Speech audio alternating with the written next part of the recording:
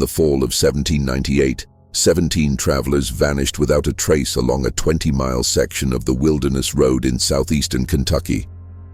They left behind nothing but their deserted horses and scattered possessions, which offered no clue to their grim fate. What makes these events so deeply unsettling isn't merely the number of victims, but the deliberate effort by local officials to conceal every document from the subsequent investigation. The reality of what happened at the Harden family farm stayed locked away in sealed court records for more than 200 years, until a county clerk's find in 1987 brought to light the most horrifying case of organized murder in the history of the early American frontier. Those papers detailed a killing operation so systematic, so brilliantly disguised as Christian benevolence, that it continued undetected for 8 long years. Before we go further into the story of the farm that became Kentucky's original house of horrors, remember to subscribe to our channel and tap that notification bell. We're going to reveal secrets that influential families wanted to keep buried for all time. And let us know in the comments which state you're watching from. We truly enjoy connecting with our community of mystery lovers. The discovery that would ultimately unravel the Harden family's atrocities started not with screams in the darkness, but with the mundane task of administrative cleaning in a dusty courthouse basement. Southeastern Kentucky in 1798 existed in a tense balance between civilization and raw wilderness, a place where the dream of a better life pulled thousands of settlers along dangerous mountain routes. The Wilderness Road, hacked through the Cumberland Gap by Daniel Boone 20 years prior, was now the main thoroughfare for those migrating west from Virginia and the Carolinas. This rough, winding path stretched more than 200 miles across some of North America's most brutal landscapes, where one wrong move could mean death from exposure, wild beasts, or the many human predators lurking on the frontier. Dozens of small settlements had grown along this hazardous trail, springing up like wildflowers after a rain shower. Each one was a beacon of hope for families chasing a fresh start in the untamed West. These towns were vital way stations where weary travelers could find rest, replenish their supplies, and learn about the perils that lay ahead. The survival of these communities often hinged on their capacity to offer safe harbor for the endless flow of migrants passing through. The settlement of Millfield was positioned at a critical curve in the road, where the path dropped down from the rocky highlands into the rich valley of Beaver Creek. Home to scarcely 300 people, it was the sort of place where everyone believed they knew each other's affairs. The town had been founded in 1794 by a congregation of Virginia Baptists looking for religious freedom, and their impact was evident in all parts of daily life. Sunday church attendance was compulsory for every resident, and the town council imposed strict moral codes that regulated everything from alcohol consumption to dancing. The community revolved around Hendrick's General Store, a worn log structure that functioned as both a trading post and an informal courthouse. Jeremiah Hendrick, a stern former militiaman who had battled indigenous tribes alongside Daniel Boone, managed the place with absolute authority and a sharp instinct for profit.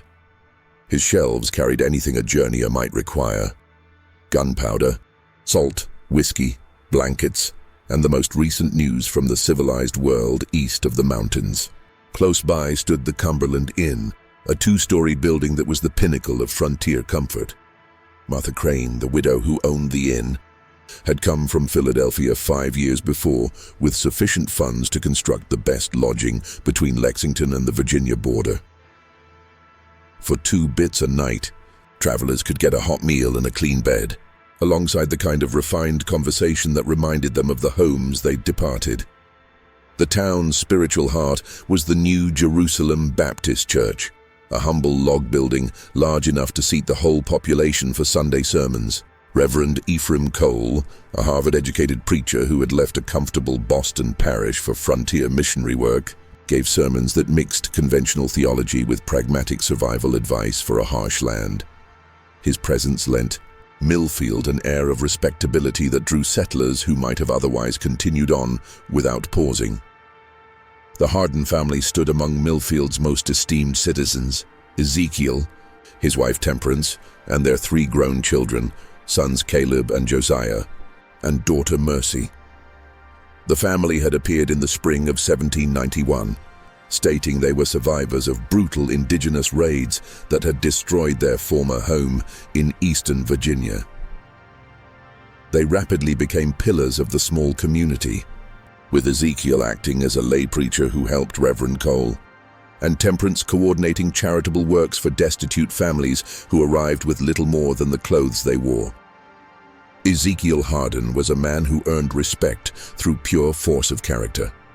Towering over 6 feet tall with the broad shoulders of a man used to hard labor, he had a physical dominance that made other men instinctively step aside when he entered a room. His resonant voice could fill the church without strain, delivering sermons that brought listeners to tears with their intense portrayals of divine grace and dire warnings of eternal damnation. Those who listened to him preach often commented that he spoke with the conviction of a man who had seen both heaven and hell firsthand. Temperance Harden was just as remarkable in her own right. A petite, fine-boned woman with prematurely silver hair and hands that were never still, she quickly became the settlement's unofficial doctor. Her understanding of medicinal plants was vast, and she could handle everything from broken bones to complicated childbirths with an ability that seemed almost otherworldly. More than one family owed their lives to her late-night visits in emergencies, and her fame for medical wonders had spread across the county. Their children seemed to be perfect models of frontier integrity.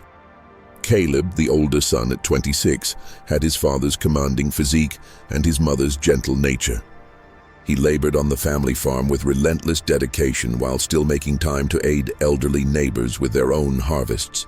Josiah, 24, was slighter in build, but more scholarly, often acting as the community's unofficial school teacher in the winter when farm work was slow. At 22, Mercy was regarded as one of the most lovely young women in the county, with a kind nature that made her well-liked by men and women alike. The Harden Farm spread over 400 acres of prime bottomland along Beaver Creek, 3 miles south of town. The property had cost Ezekiel almost his entire life savings, but the purchase had been wise. The fertile ground yielded bountiful crops of corn and tobacco, while the creek supplied water for livestock and power for a small grist mill that served the surrounding region. Visitors frequently noted the farm's strange prosperity, observing that the Hardens appeared to possess more material wealth than could be accounted for by farming alone. Ezekiel had established his homestead with meticulous attention to both comfort and security. The main house was a 2-story log structure with stone chimneys and glass-paned windows, a rarity and a luxury on the frontier. The rooms were appointed with pieces that seemed far too elegant for a simple farming family: carved chairs, imported china, silver candlesticks, and books that hinted at learning and sophistication. A massive barn could stable 50 horses, while a collection of outbuildings included a smokehouse, a dairy, a blacksmith shop, and what Ezekiel called the largest root cellar in the county. What made the Hardens especially valuable to the community was their readiness to aid travelers in need. The frontier was merciless to those who journeyed alone or ill-prepared, and hardly a week went by without someone arriving at the farm seeking help. More than once, Ezekiel had ridden out in treacherous conditions to aid a broken wagon or an injured horse, frequently inviting stranded families to take shelter at his farm until things could be mended. Such neighborliness was seen as a Christian obligation on the frontier, but the Hardens practiced it to a remarkable degree. Temperance was particularly recognized for her eagerness to treat sick or injured travelers regardless of their ability to pay. Her healing arts had preserved countless lives, and many families were only able to continue their journeys because of her care. She kept a well-equipped infirmary in one of the outbuildings, complete with surgical tools and medicines that most frontier physicians could only wish for. The family's reputation for hospitality had become so well established that by 1798, it was typical for travelers to purposely seek out the Harden Farm when mapping their route. Local guides regularly directed parties toward Beaver Creek, assuring them that the Hardens would offer fair prices for provisions and secure lodging. The family's guest register, which Mercy kept with meticulous care, listed hundreds of visitors over the years, traders, preachers, families, and lone adventurers who had found sanctuary at the thriving farm. But in the brutal truth of frontier existence, where death waited behind every tree and trust could be lethal, appearances could be more than misleading. They could be murderous. The initial indication that something was horribly wrong emerged on October 13, 1798, when a merchant named Samuel Fletcher did not arrive in Lexington as planned. Fletcher was no ordinary wayfarer. He was among the most seasoned and dependable merchants on the Wilderness Road, a man whose punctuality had earned him wealth in a world where timing could separate profit from ruinous loss. For 12 years, he had made the hazardous trip between Virginia and Kentucky 4 times each year, transporting manufactured goods west and raw materials east.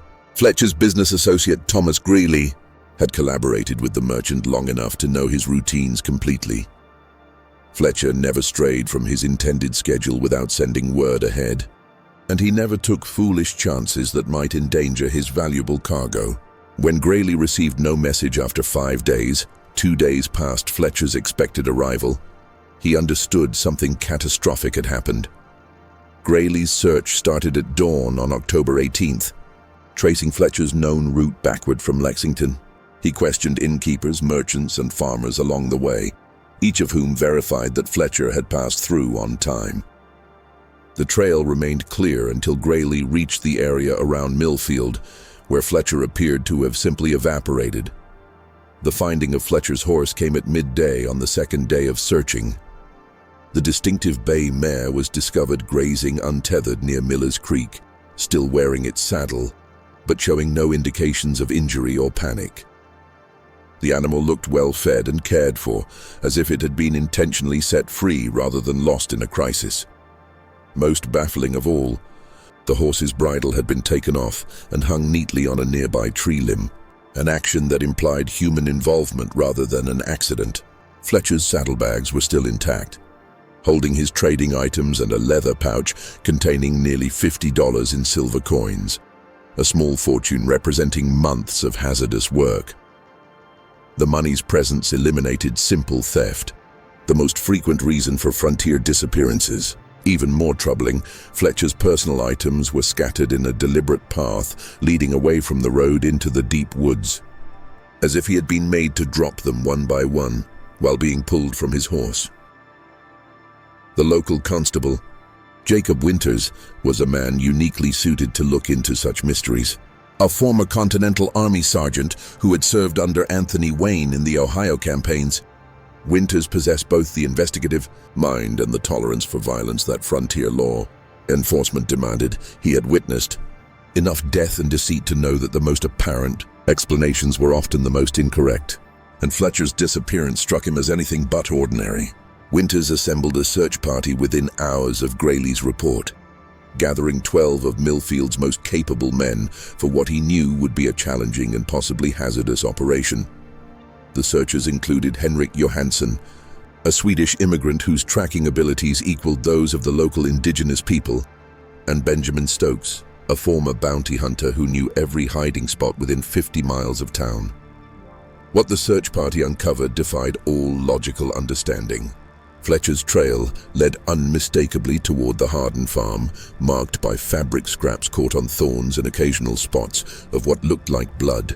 The signs implied that the merchant had been alive, but hurt when he left the road, perhaps resisting captors who were forcing him deeper into the wild. But right at the boundary of the Harden property, every mark of Fletcher's passage simply stopped. The searchers spent hours scrutinizing the area where the trail ended, hunting for any clue that might indicate Fletcher's destiny. They found nothing. No upturned soil, no concealed bloodstains, no proof of a fight. It was as if Samuel Fletcher had been plucked from the earth by unseen hands and whisked away into nothingness. Even Henrik Johansson, whose tracking prowess was legendary, conceded defeat when faced with such a total lack of evidence.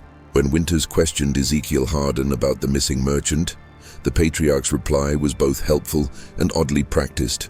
Yes, Fletcher had visited the farm on October 13th, arriving just before sunset and asking for directions to a shortcut that would save him a day's travel to Lexington.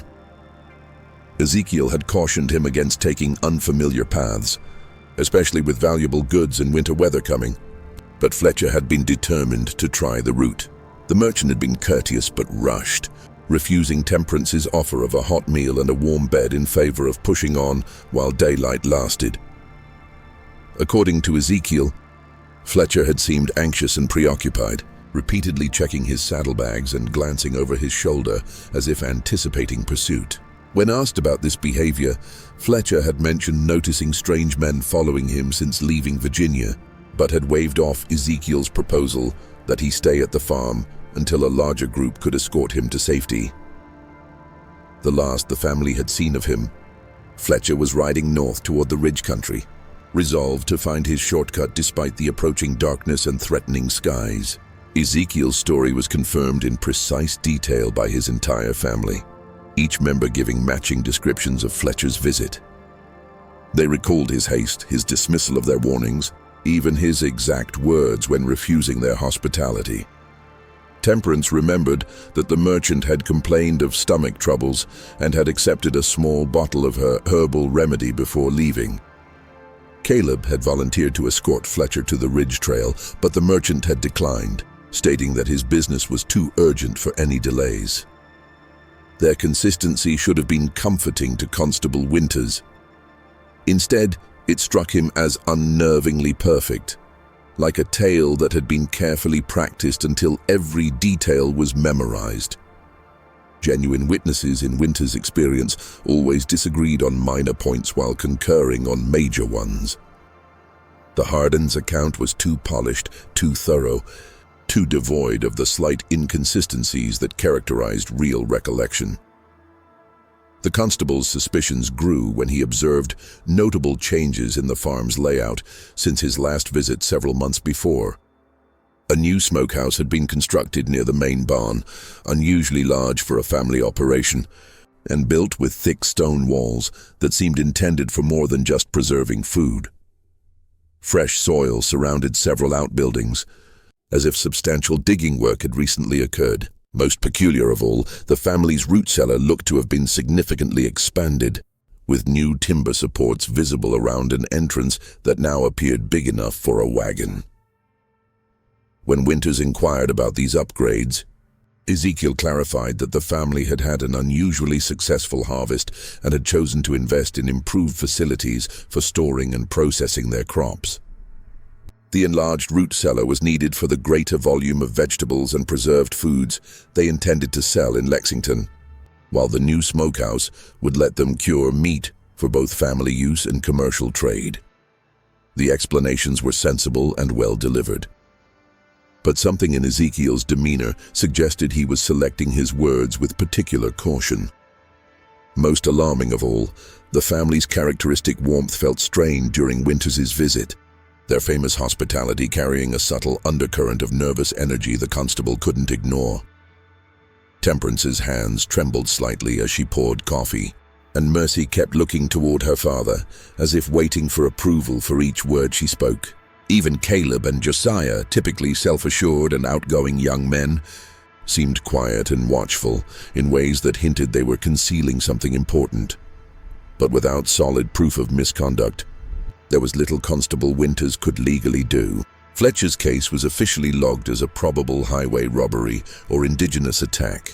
His name was added to the expanding list of frontier losses that marked the cost of westward expansion. The merchant's horse was auctioned to settle his outstanding debts, and within a month, Samuel Fletcher existed only in the memories of those who had known him. Yet, Fletcher's disappearance would prove to be merely the start of a pattern that would terrorize the wilderness road for the next 8 months, turning a prosperous farming community into a place where travelers exchanged hushed warnings and parents kept their children indoors after dark. Throughout the winter of 1798 and into the spring of 1799, the vanishings continued with a frightening regularity that defied all rational explanation. Every 2 to 3 weeks, another traveler would disappear without a trace along the same stretch of road. creating a zone of fear that extended for nearly 20 miles in every direction from Millfield. The victims differed widely in age, wealth and traveling situation, solitary merchants like Fletcher, small family groups, even heavily armed parties journeying together for protection. What connected them was their total disappearance, and the fact that each had been seen heading toward or inquiring about directions to the Harden Farm before vanishing into the wilderness. Dr. Marcus Cromwell disappeared in November during his trip from Richmond to start a medical practice in Louisville. The 43-year-old doctor had been transporting his life's work in the form of medical instruments, books, and supplies worth over $300, an investment representing years of saving and planning. His wagon was discovered overturned near Devil's Fork, 3 miles from the Harden Farm, with the contents scattered but apparently untouched. Local officials assumed that Cromwell had been thrown from his seat in an accident and had wandered into the wilderness disoriented, eventually succumbing to exposure. The explanation seemed plausible until searchers found that Cromwell's medical bag was missing from the wreck. The leather satchel contained surgical instruments of exceptional quality, including a bone saw and amputation kit that would be priceless to anyone practicing frontier medicine. No wild animal would have taken such items, and common thieves would have been more interested in the coins and trade goods that remained scattered around the crash site. The Henley family vanished in December during one of the worst blizzards in recent memory. Jonathan Henley, his wife Elizabeth, and their 2 young children had been seeking shelter when their wagon got stuck in a snowdrift only half a mile from the Harden Farm.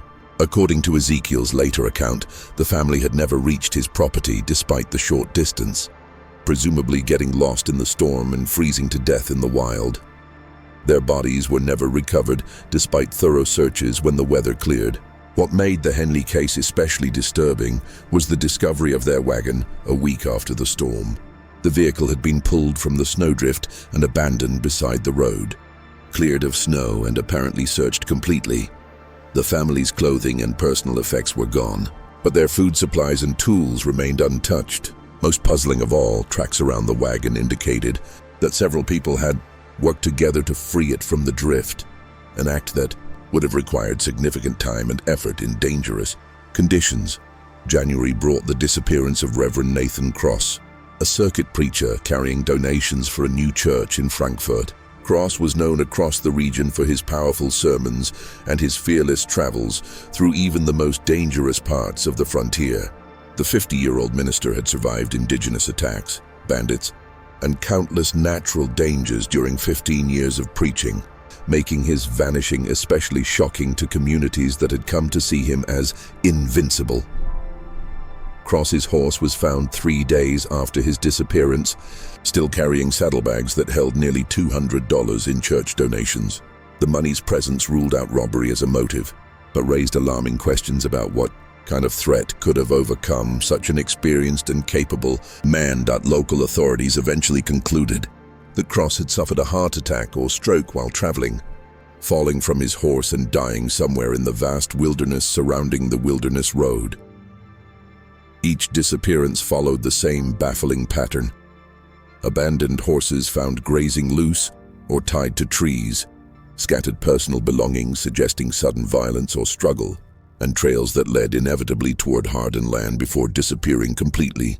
Yet, whenever questioned by increasingly suspicious officials, the Harden family provided believable explanations that were impossible to disprove.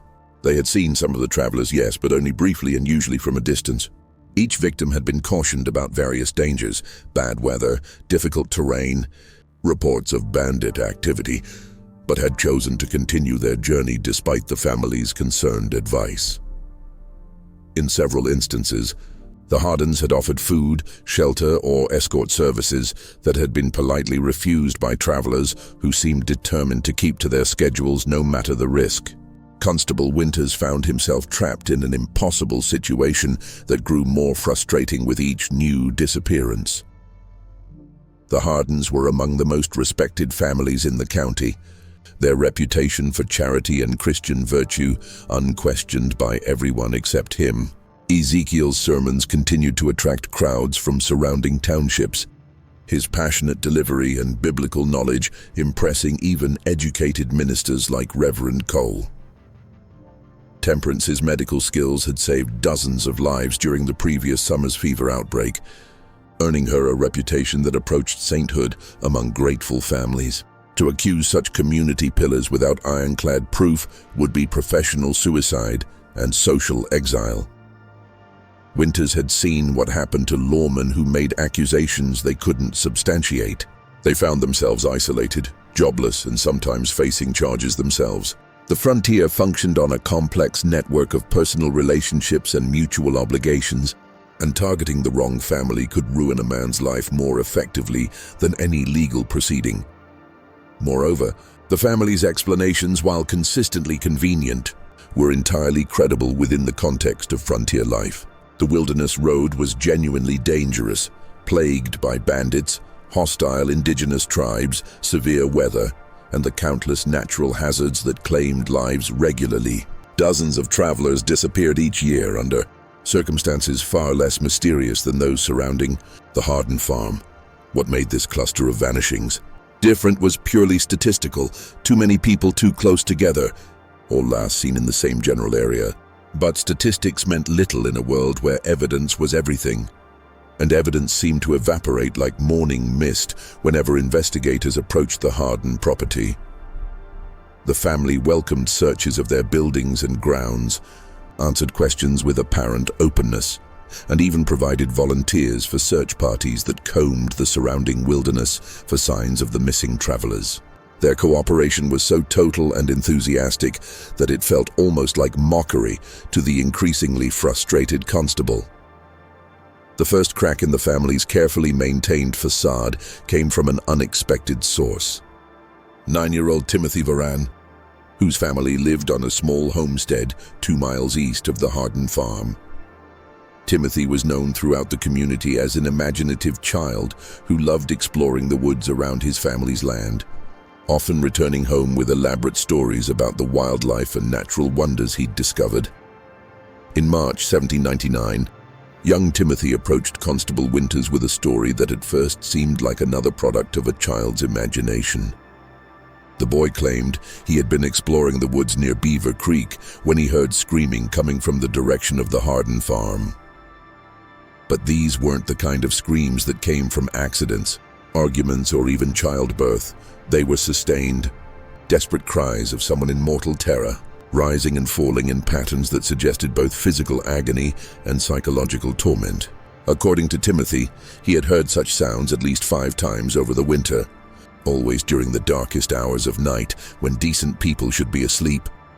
The screaming would continue for what seemed like hours, sometimes accompanied by other sounds the boy couldn't identify: rhythmic hammering, the creak of pulleys or ropes, and occasionally what sounded like multiple voices chanting together. The sounds always ended abruptly, followed by a silence so absolute that Timothy wondered if he had imagined the whole episode. When Winters questioned the boy's parents, they admitted to hearing strange noises themselves, but had dismissed them as natural phenomena common to frontier life. Animal calls distorted by wind and distance, perhaps, or the sounds of nocturnal predators hunting in the wilderness. After all, the Hardens were good Christian folk who had never given anyone cause for suspicion. What possible explanation could there be for screaming in the night coming from such a respectable household? Timothy's account might have been dismissed as childhood fancy or misidentified natural sounds, except for one detail that gave Constable Winters considerable pause. When pressed for specifics, the boy could accurately describe the approximate dates when he had heard the screaming, and each corresponded exactly with the estimated time of a traveler's disappearance. The correlation was too precise to be coincidental, too consistent to be explained by chance. Armed with Timothy Varan's disturbing testimony, Constable Winters began to build a case against the Harden family with the methodical patience of a man who understood that accusations against such prominent citizens would require absolutely unassailable proof. He started by quietly interviewing other neighbours who lived within hearing distance of the farm, asking carefully worded questions that wouldn't reveal his growing suspicions or alert the Hardens to his investigation, what emerged from these discreet inquiries was a troubling pattern of small inconsistencies and unexplained phenomena that had been overlooked, dismissed, or rationalized away by people who trusted the family's reputation more than their own observations. Each piece of evidence was minor when considered alone, but together they painted a picture that made Winters's blood run cold. Sarah Mitchell, whose small farm lay closest to the Harden property, recalled several nights when she had seen unusual activity at their homestead. Lanterns moving between buildings at hours when decent folk should be sleeping. The sounds of digging and heavy construction that seemed to continue until dawn. When she had mentioned these observations to Temperance Harden after church services, the woman had offered a reasonable explanation. The family was working on extensive improvements to their root cellar and other storage facilities, and they preferred to do such labor during cool night hours rather than waste precious daylight that could be spent tending crops. The explanation had satisfied Sarah at the time, but in retrospect, she realized that the nighttime construction had continued for months longer than any reasonable building project would require.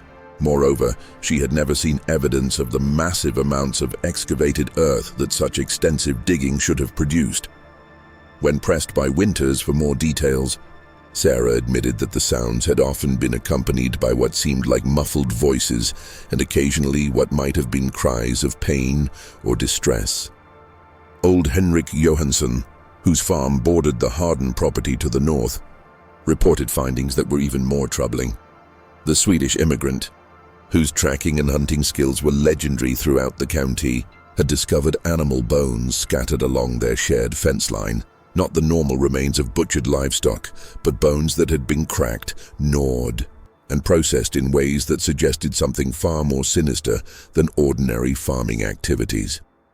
The bones included skulls and long bones from horses, cattle and pigs, but also smaller fragments that Johansson couldn't identify despite his extensive knowledge of local wildlife. Most disturbing of all, some of the bones showed evidence of being deliberately broken with tools, while others bore saw marks that suggested systematic dismemberment rather than natural decomposition or predator activity. When Johansson had approached Ezekiel about the mysterious bone deposits, the patriarch had offered a plausible but somehow unsatisfying explanation. Wild animals had been particularly troublesome that winter, he claimed, forcing the family to dispose of several diseased livestock carcasses by scattering the remains throughout the woods. The bone fragments were simply the result of scavengers and weather breaking down these disposed carcasses over time. But Johansson's trained eye had noticed details that contradicted this innocent explanation. The bones were too clean, too systematically processed, and too widely distributed to be the result of natural decomposition. Moreover, many of the fragments showed evidence of being boiled or otherwise treated with heat, suggesting deliberate processing rather than simple disposal of diseased animals. Most tellingly, several neighbours reported dramatic changes in the Harden family's behaviour and demeanour over the past year. The children, once friendly and outgoing members of the community, had become withdrawn and secretive, avoiding social gatherings and speaking only when directly addressed. Caleb and Josiah, who had previously been popular among young people their age, now seemed nervous and distracted during public interactions, as if constantly preoccupied with private concerns. Mercy Harden's transformation was particularly striking. The young woman, who had once been considered one of the most beautiful and vivacious girls in the county, now appeared haggard and prematurely aged, her face carrying a haunted expression that made people uncomfortable. She had stopped attending social functions entirely, and when she did appear in public, she seemed to shrink from human contact as if afraid of revealing some terrible secret. Even Ezekiel's sermons had taken on a darker tone over the past months, dwelling obsessively on themes of divine judgment, the punishment of sinners, and the necessity of eliminating evil from the world. Where his preaching had once emphasized God's love and mercy, it now focused almost exclusively on wrath and retribution. Several church members had privately expressed concern about the increasingly violent imagery in his biblical interpretations. Constable Winters also discovered disturbing gaps in the Harden family's background story that raised serious questions about their true identity and origins. While they claimed to be refugees from indigenous raids in eastern Virginia, No one had been able to verify their previous residence or confirm the specific attacks that had supposedly driven them westward. Winters's inquiries to authorities in Virginia had produced no records of any Harden family being affected by indigenous violence in the time period they claimed. Moreover, the family's arrival in Kentucky seemed to mark the beginning of their documented existence, as if the Hardens had materialized from nothing in the spring of 1791. They possessed no letters from relatives, no business records from their previous life, no personal effects that predated their appearance in Millfield.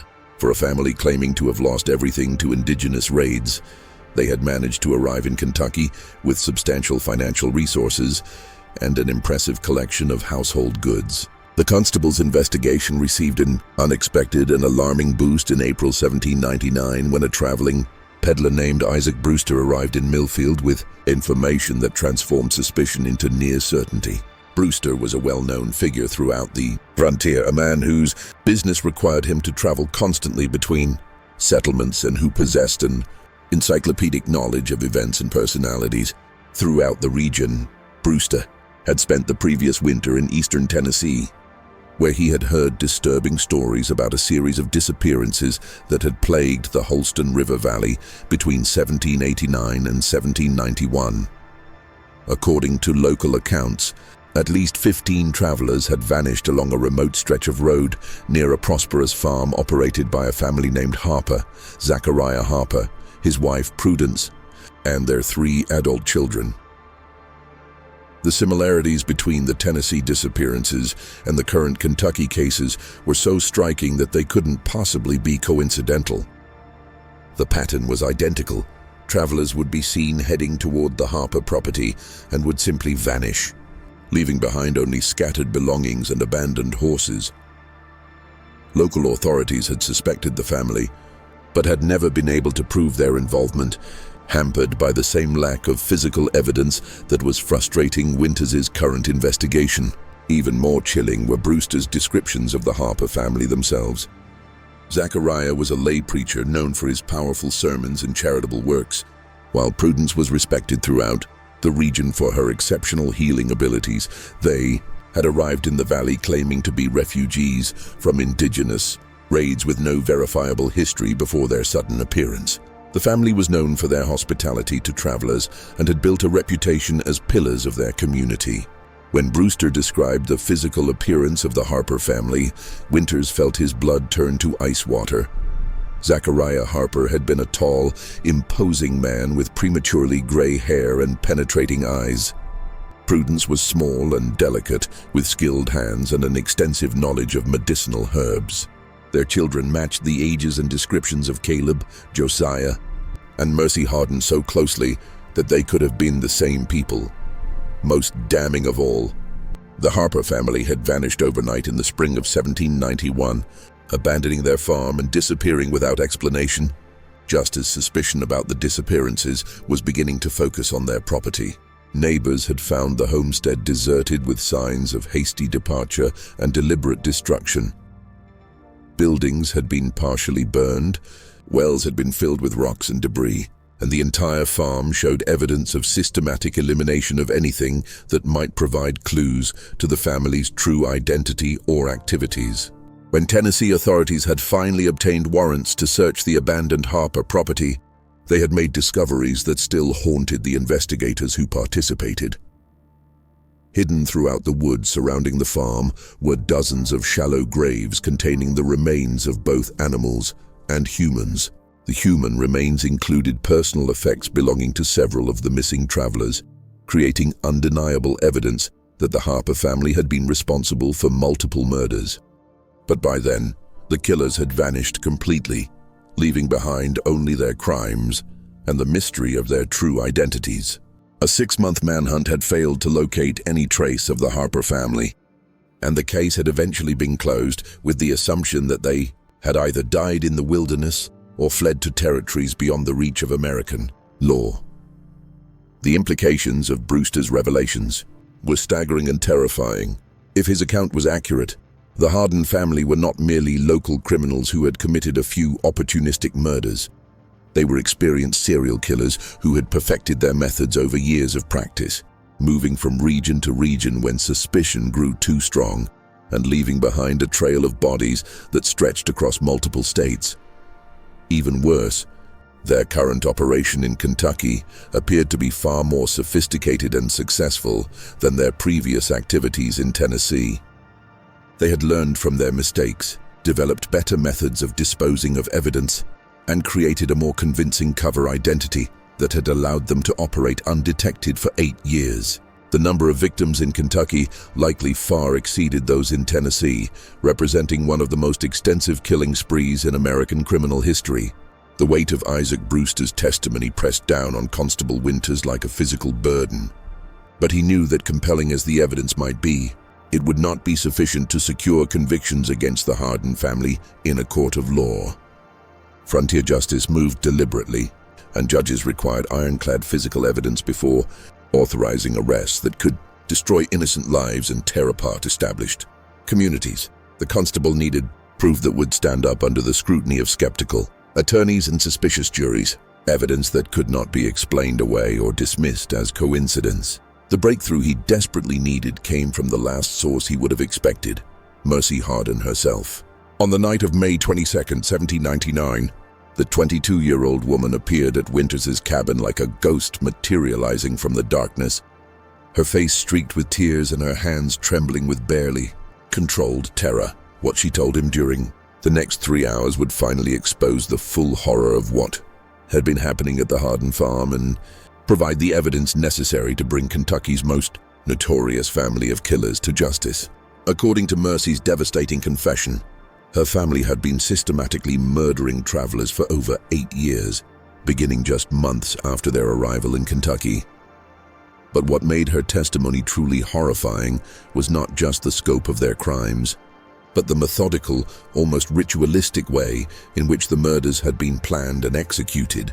The killing operation, as Mercy described it, was far more sophisticated than Winters had imagined. Possible, her father Ezekiel had convinced the family that they were carrying out God's work by eliminating what he called unworthy souls who traveled the frontier roads. The murders weren't random acts of violence driven by greed or opportunity, but carefully planned executions that served both what Ezekiel claimed was divine justice and the family's increasingly elaborate material needs. The process began with what the family called evaluation.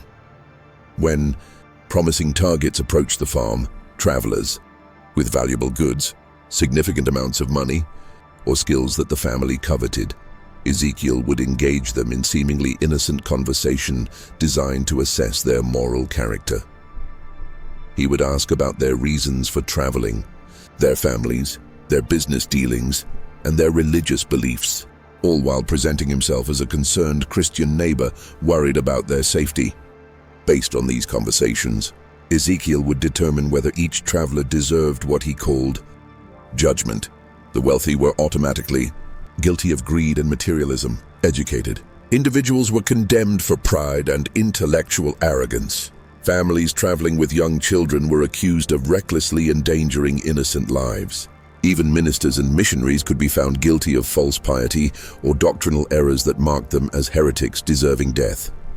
Once Ezekiel had pronounced his secret verdict, the family would spring into action with the precision of a military operation. They would invite the condemned travelers to stay the night, citing concerns for their safety on dangerous roads or offering assistance with repairs to wagons or equipment. The family's reputation for hospitality made such invitations almost impossible to refuse, especially during bad weather or when travelers were genuinely in need of help.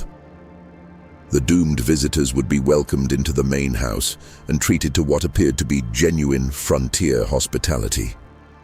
Temperance would prepare elaborate meals showcasing her cooking skills, while the children would entertain guests with music, conversation, and displays of their education and refinement. The evening would conclude with family prayers led by Ezekiel, whose powerful voice and biblical knowledge impressed even skeptical visitors. But the final course of every meal contained a carefully prepared mixture of herbs that Temperance had perfected over years of experimentation. The drug cocktail was virtually undetectable when mixed with strong coffee or whiskey, producing effects that mimicked natural exhaustion after a long day of travel. Victims would gradually become drowsy and disoriented, accepting the family's suggestion that they retire early to recover their strength for the next day's journey. The drugged travelers would awaken to find themselves bound and helpless in the farm's underground chambers, a complex network of rooms and tunnels that had been excavated far beyond what any normal root cellar would require. According to Mercy's terrified description, the subterranean complex stretched for nearly 200 yards from the main house, with multiple levels connected by stone steps and wooden ladders. The largest chamber served as what Ezekiel called his courtroom, a grotesque parody of legal proceedings, complete with a makeshift judge's bench carved from limestone, iron shackles set into the stone walls, and religious symbols that had been perverted into instruments of terror. Here, Ezekiel would preside over formal trials that determined each captive's final fate, presenting evidence of their supposed sins and delivering verdicts that were predetermined before the proceedings even began. But the trials were not merely sadistic theater. They served a practical purpose in the family's twisted psychology. By framing the murders as acts of divine justice rather than simple crimes, Ezekiel had created a belief system that allowed his family to commit atrocities while maintaining their self-image as righteous Christians. Each killing became a religious duty, each victim a sacrifice offered to purify the frontier of unworthy souls. The sentences handed down in Ezekiel's underground courtroom varied according to his assessment of each victim's sins and the family's current needs. Some prisoners were kept alive for weeks or even months, forced to use their skills for the family's benefit before being executed. Dr. Cromwell, the physician who had disappeared in November, had been compelled to train Temperance in advanced surgical techniques before his death. Reverend Cross had been forced to write sermons that Ezekiel later delivered as his own, enhancing his reputation as a biblical scholar. Others faced immediate execution, usually by methods that Ezekiel claimed were biblically sanctioned. Hanging was reserved for thieves and bandits, while drowning in the underground cisterns was the fate of those guilty of pride or blasphemy. The most elaborate executions were saved for those whom Ezekiel judged to be the most wicked, a category that included wealthy merchants, government officials, and anyone who had shown skepticism about frontier religion. Just when we thought we'd seen it all, the horror in Kentucky intensifies. If this story's giving you chills, share this video with a friend who loves dark mysteries. Hit that like button to support our content, and don't forget to subscribe to never miss stories like this. Let's discover together what happens next. Mercy's testimony revealed the systematic nature of the family's crimes in terrifying detail. Each member had been assigned specific roles in both the murders and the elaborate cover-up that followed. Caleb and Josiah served as the muscle of the operation, responsible for capturing victims, maintaining the underground complex, and disposing of bodies through a limestone cave system that connected to the deepest parts of the excavated chambers. Their size and strength made them ideal for the physical demands of moving unconscious prisoners and heavy loads of earth and stone. Mercy herself had been forced to serve as the family's record keeper, maintaining detailed ledgers that documented every victim's identity, possessions, and method of disposal. Her careful handwriting filled dozens of notebooks with information that read like a merchant's inventory, except that the goods being catalogued were human lives and the transactions were murders. Each entry included the victim's name, age, appearance, estimated wealth, and personal belongings, along with notes about their final words and behavior during their imprisonment. Temperance's role was perhaps the most crucial to the operation's success. In addition to preparing the drugs that incapacitated victims, she served as the family's medical expert, keeping prisoners alive when their skills were needed and ensuring that executions proceeded without complications that might create evidence. Her knowledge of anatomy, gained through years of frontier medical practice, had been perverted into expertise in torture and murder. Most chilling of all, Temperance had developed what she called treatments for prisoners who proved uncooperative or attempted to escape.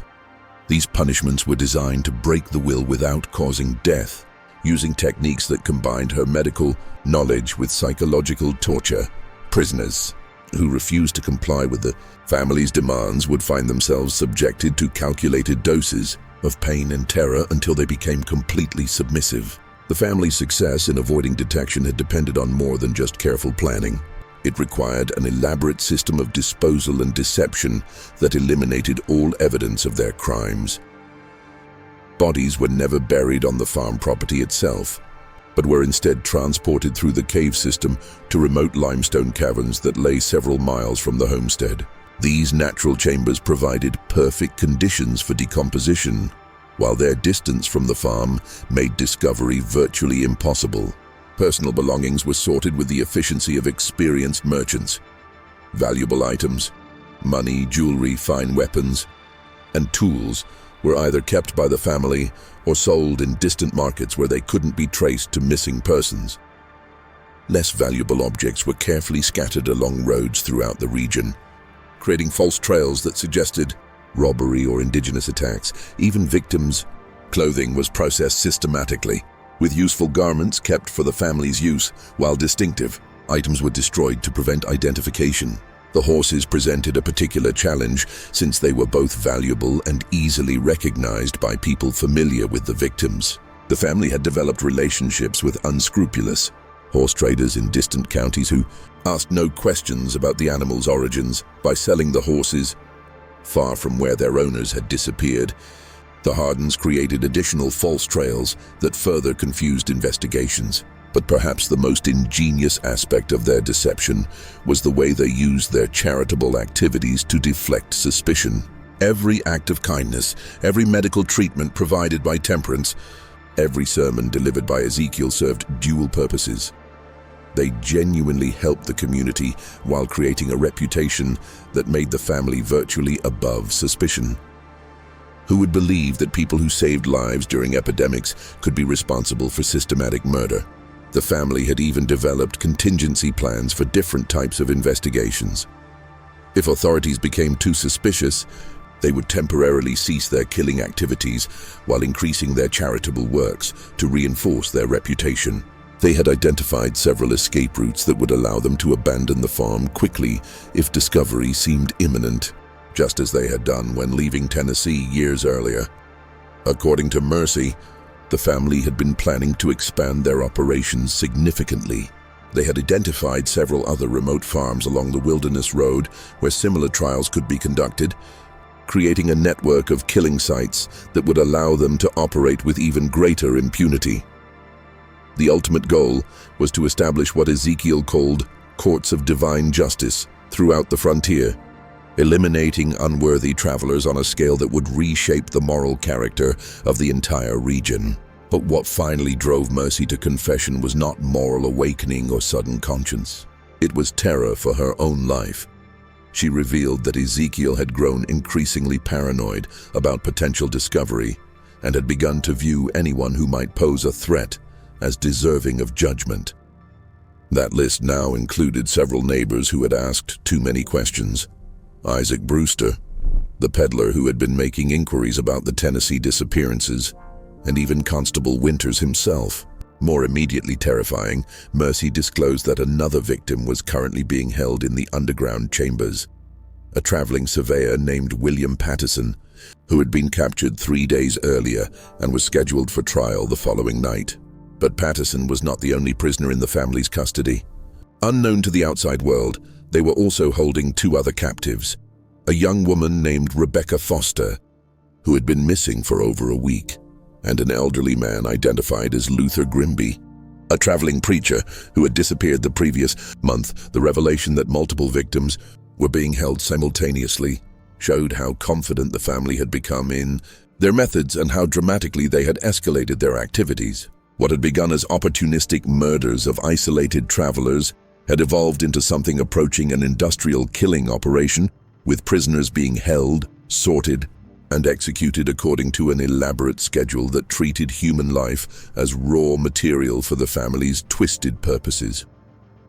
Winters realized that time had run out for careful investigation and legal procedures. If Mercy's information was accurate, innocent people were going to die within hours unless immediate action was taken. But he also knew that a direct confrontation with the Harden family would be extraordinarily dangerous. They were armed, prepared for resistance, and operating from a fortified position that they had spent years perfecting for exactly this type of situation. Constable Winters faced the most difficult decision of his law enforcement career. Knowing that every choice carried deadly consequences, he could attempt to arrest the Harden family single-handedly, risking not only his own life, but potentially alerting them to escape before their current victims could be rescued. Alternatively, he could ride to Lexington for reinforcements, almost certainly condemning Patterson, Foster, and Grimby to death while giving the Hardens time to destroy evidence and flee to another territory where they could resume their killing spree. The choice became easier when Winters realized he wouldn't have to act alone.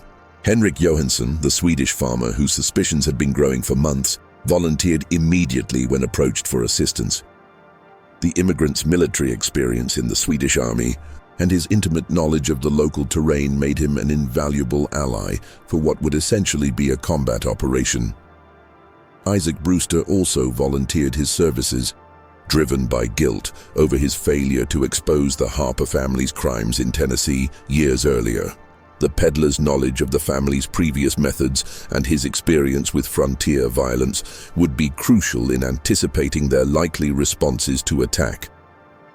Two other men from town, Benjamin Stokes, the former bounty hunter, and Daniel Crawford, a veteran of indigenous fighting, completed the hastily assembled rescue party. The plan they developed was necessarily simple, but extremely dangerous. The group would approach the Harden Farm after midnight on May 23rd, using darkness and surprise to overcome the family's defensive advantages. Their primary objective was rescuing the imprisoned victims, with capturing the killers being a secondary consideration. If the Hardens could not be taken alive, the rescuers were prepared to use whatever force necessary to prevent their escape. Mercy provided crucial intelligence about the farm's layout and the family's likely defensive positions. The underground complex had only two entrances: the main access through the enlarged root cellar and a concealed emergency exit that emerged in the woods, nearly a quarter-mile from the main house. The family kept weapons cached at both locations, and Ezekiel had drilled his sons in defensive tactics designed to hold off attackers long enough for the family to escape. Through the cave system, the approach to the farm required crossing nearly a mile of open ground that would leave the rescuers completely exposed if detected. Johansson's tracking skills proved invaluable in identifying a route that used creek beds and tree lines to provide maximum concealment. The group moved with the silence of experienced hunters, each man understanding that discovery would likely mean death for both themselves and the prisoners they were trying to save. What they discovered when they reached the Harden property exceeded their worst expectations and confirmed that Mercy's testimony had actually understated the scope of her family's crimes. The farm showed clear evidence of recent excavation, work far beyond what any normal agricultural operation would require. Piles of earth and stone were scattered throughout the property, while the smell of lime and decay hung in the air like a physical presence. The main house appeared normal from the outside, with warm light glowing in the windows and smoke rising from the chimneys. But as the rescuers drew closer, they could hear sounds that chilled their blood, muffled voices coming from beneath the ground, occasional screams that were quickly silenced, and the rhythmic sound of metal striking stone that suggested ongoing construction work in the underground chambers. The rescue operation began at precisely 2 a.m., when the raiders believed the family would be least alert and most vulnerable to surprise attack. Winters and Johansson approached the main entrance to the underground complex, while Stokes and Crawford positioned themselves to block the emergency exit. Brewster remained with the horses, ready to provide covering fire if the operation went wrong. The root cellar entrance proved to be far more elaborate than Mercy had described.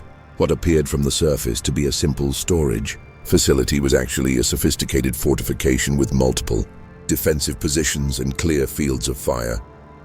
The Hardens had spent years preparing for exactly this type of assault, creating killing zones that would allow a small number of defenders to hold off a much larger attacking force. But the raiders' greatest advantage was complete surprise. The family had grown complacent after years of successful operation, never imagining that their carefully maintained cover could be penetrated by local law enforcement. When Winters and Johansson descended into the underground complex, they found Ezekiel and his sons completely unprepared for resistance, focused instead on the grisly business of preparing their current victims for execution. The rescue of the prisoners was both easier and more horrifying than the raiders had anticipated. They found William Patterson chained in a stone cell, barely large enough for a man to stand upright, weak from days without adequate food, but alive and coherent. Rebecca Foster was in worse condition, showing signs of the treatments that Temperance had used to break her resistance. Luther Grimby was barely conscious, his health broken by weeks of captivity and psychological torture. But the prisoners were not the only occupants of the underground complex. As the raiders penetrated deeper into the cave system, they discovered evidence of the family's crimes that defied human comprehension. The limestone chambers contained a charnel house of human remains, spanning nearly a decade of systematic murder. Bones, clothing fragments, and personal effects were scattered throughout multiple rooms, creating an archaeological record of atrocity that would take weeks to fully catalogue. The physical evidence was overwhelming in both scope and detail. In addition to the human remains, the raiders found the detailed records that Mercy had described, written in her careful handwriting and organized with the precision of a merchant's ledger. The notebooks contained the names, descriptions, and final possessions of 67 victims spanning 8 years, far more than the investigation had uncovered, and representing one of the most extensive killing sprees in American criminal history. But perhaps the most damning evidence was discovered. In what Ezekiel had called his courtroom, the term underground chamber contained not only the makeshift judges, bench and religious symbols that Mercy had described, but also a collection of personal trophies taken from victims. Scalps, jewelry, weapons, and other mementos were displayed like battle honors, creating a museum of murder that revealed the full extent of the family's sadistic pride in their crimes.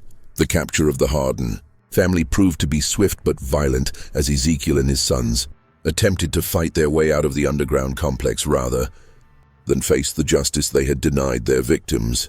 The patriarch showed no surprise at being discovered, instead launching into a rambling sermon about divine judgment and the righteousness of his mission. Even as gunfire echoed through the stone chambers, Caleb and Josiah fought with the desperate fury of men who knew they faced certain death if captured.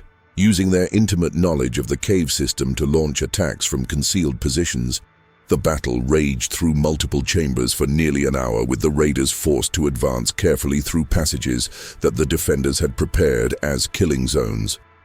The end came when Temperance, trapped in the main house above, attempted to destroy evidence by setting fire to the building and its contents. The flames spread rapidly through the dry timber structure, threatening to collapse the main entrance to the underground complex and trap everyone below. Faced with the choice between burning alive and surrendering, the surviving Hardens finally laid down their weapons. Only Mercy surrendered willingly, her confession having already condemned her family and sealed their fate. She was found in her room kneeling in prayer and apparently resigned to whatever judgment awaited her. Her cooperation with the investigation had been motivated not by moral awakening, but by terror that her father's paranoia would eventually mark her for execution, along with the family's other perceived enemies. The aftermath of the Harden family's capture sent shockwaves throughout Kentucky and the broader frontier region, forcing communities to confront the terrifying reality that one of their most respected families had been systematically murdering travelers for nearly a decade. The evidence recovered from the underground complex was so overwhelming and disturbing that local authorities struggled to process the full scope of the crimes. The investigation that followed the raid revealed details that exceeded even the raiders' worst expectations. The cave system beneath the Harden Farm was far more extensive than anyone had imagined, stretching for nearly 2 miles through natural limestone caverns that the family had modified for their murderous purposes. Multiple chambers had been excavated and reinforced, creating an underground complex that could house dozens of prisoners simultaneously.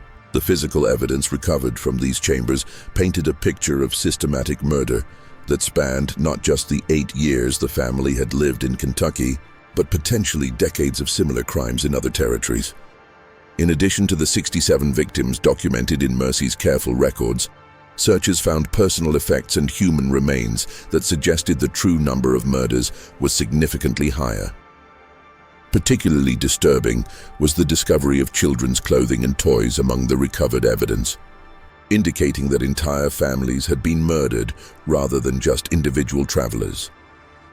The Henley family, who had disappeared during the December blizzard, were found to have been held in the underground complex for over a week before being executed. Their children, ages 6 and 8, had been kept alive for several days after their parents' deaths before being killed and their bodies disposed of in the deepest parts of the cave system. The trial of the Harden family began in late June 1799 and lasted for nearly a month, drawing spectators from across Kentucky and the surrounding territories. The courthouse in Lexington was packed daily with crowds that included victims' relatives, curious onlookers, and legal experts who recognized the case as unprecedented in American criminal history. The evidence presented was so overwhelming and disturbing that the presiding judge, Honorable Samuel Whitmore, ordered portions of the testimony sealed from public view. Ezekiel Harden's behavior during the trial shocked even experienced court observers. Rather than showing remorse for his crimes or attempting to minimize his family's responsibility, he used his testimony as an opportunity to deliver extended sermons about divine justice and the righteousness of his mission. He claimed that every murder had been sanctioned by God as part of a holy war against sin and corruption on the frontier. According to Ezekiel's twisted theology, he and his family had been chosen as instruments of divine judgment, tasked with eliminating unworthy souls who posed a threat to the moral order of Christian civilization. The money and goods taken from victims weren't theft, but righteous compensation for their sacred work. The elaborate underground complex wasn't a prison, but a courthouse where God's justice was administered according to biblical principles. His wife and sons maintained their innocence despite overwhelming evidence, insisting they had been coerced into participating by Ezekiel's religious fanaticism and threats of violence.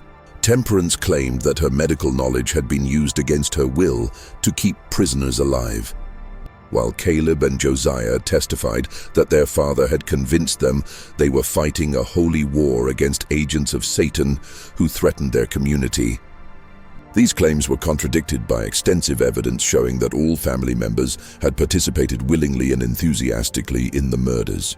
Mercy's detailed records included notations in different handwritings, indicating that each family member had contributed to documenting their crimes. Personal items found in their rooms included trophies taken from victims, suggesting that the killings provided psychological satisfaction rather than mere material gain. Only Mercy Harden expressed genuine remorse for her role in the murders, though her testimony revealed that her cooperation with authorities had been motivated primarily by fear rather than moral awakening.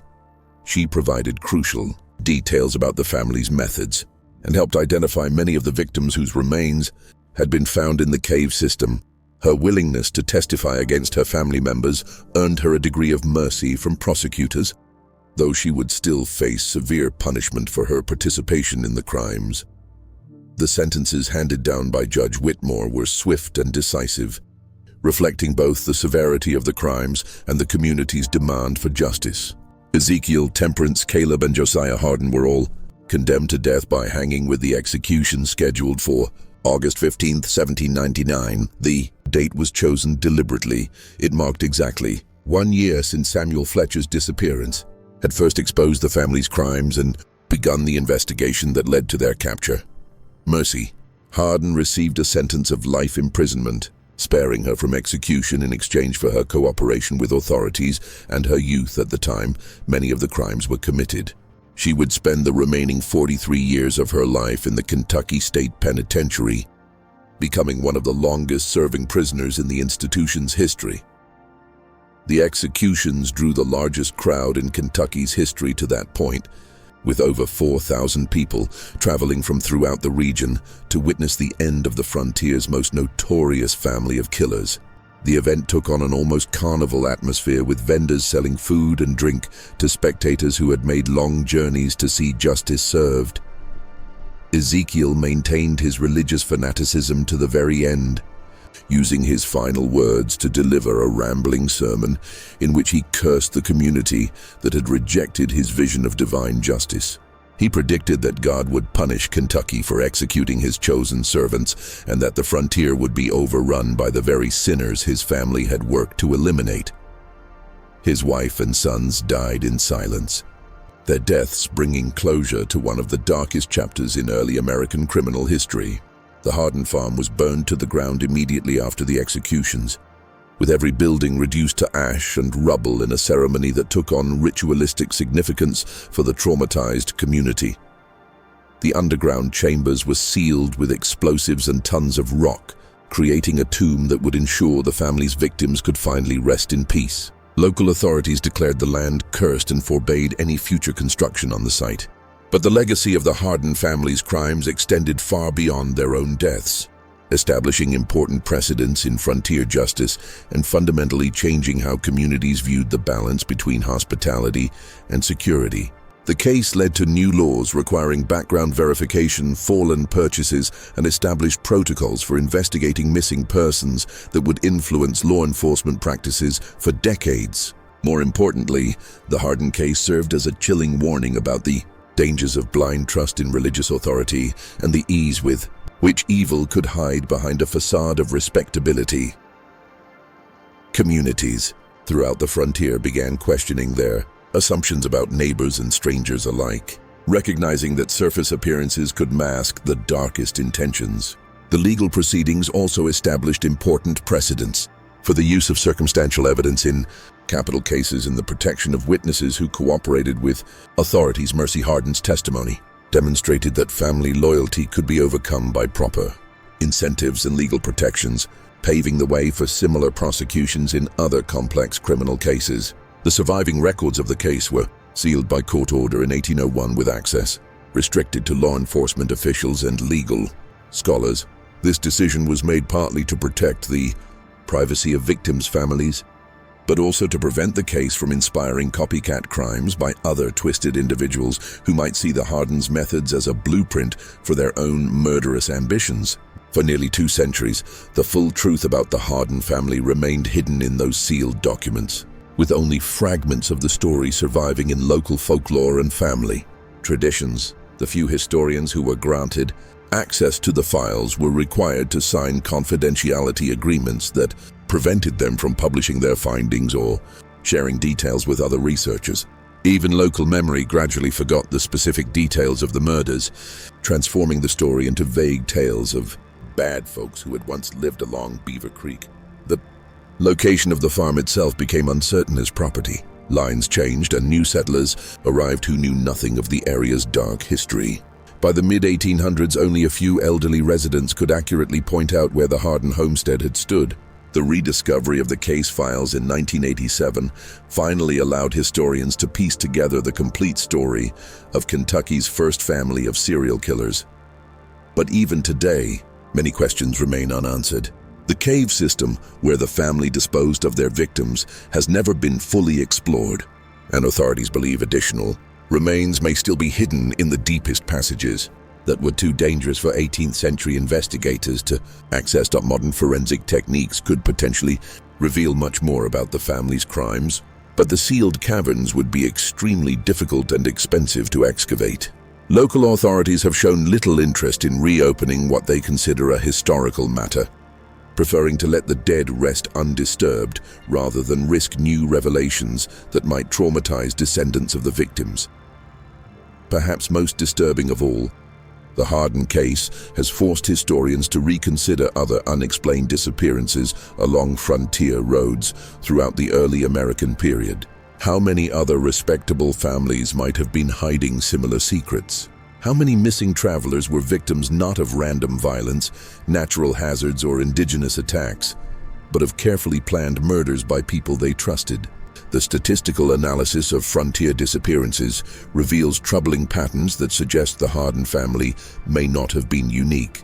Clusters of vanishings near other prosperous charitable families have been identified in Tennessee, Virginia, North Carolina, and Georgia during the same time period.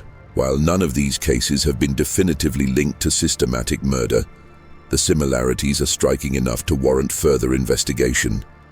The answers to these questions died with Ezekiel Harden on that August morning in 1799. But the questions themselves serve as a chilling reminder that evil often wears the most innocent face. The greatest horrors in human history have frequently been committed by those who believed they were doing God's work. And the frontier period of American expansion created countless opportunities for such twisted individuals to operate with impunity. The Harden case also highlights the vulnerability of isolated communities that valued reputation over evidence and trust over vigilance. The family's success depended not just on their own criminal skills, but on their neighbors' willingness to dismiss uncomfortable evidence in favor of maintaining social harmony. The price of that willingness was measured in human lives. This mystery shows us that the frontier justice of early America was often more complex and disturbing than traditional histories have acknowledged. The expansion westward created not just opportunities for honest settlers seeking new lives, but also perfect hunting grounds for predators who understood how to exploit the trust and desperation of vulnerable travelers. What do you think of this story? Do you believe everything was revealed about the Harden family's crimes? Or might there be even darker secrets still buried beneath the Kentucky soil? Could similar families have operated in other frontier regions without ever being discovered? Leave your comment below and share your theories about this case. If you enjoyed this tale and want more horror stories like this, subscribe, hit the notification bell, and share with someone who loves mysteries. See you in the next video.